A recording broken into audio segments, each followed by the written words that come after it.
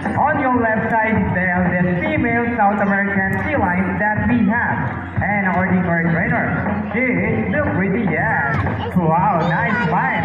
Her name is Ivy. Together with trainer Johnny, say hi! While on the other side is the youngest female South American feline that we have. And according to our trainer, she is the cutest. Oh, don't be shy, girl. Her name is Ira. Together with trainer Regine, say hello. Now, let's continue. So guys, do you have any idea why they're called fish or feathers for a marine mammal?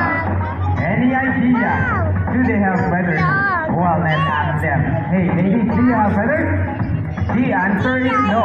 It's actually because of their front flippers, which are shaped like a bird's wing. See those? The term millipede may be also translated as wing-footed, since their flippers look somewhat like wings. In fact, they appear to be flying underwater as they swim from place to place, right, ladies? And you know, they're often mistaken as a seal because they look very much alike. But some differences between a seal and a sea lion is the fact they have bigger, broad flippers. And they can also turn their back flippers, something seals cannot do. As a result, they can walk upright while on land.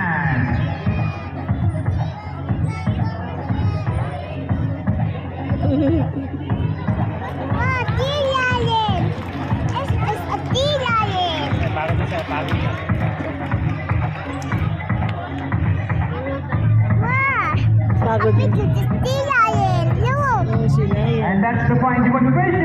How about a round of applause for Sheila and And you know what, guys? They have this long and flexible neck.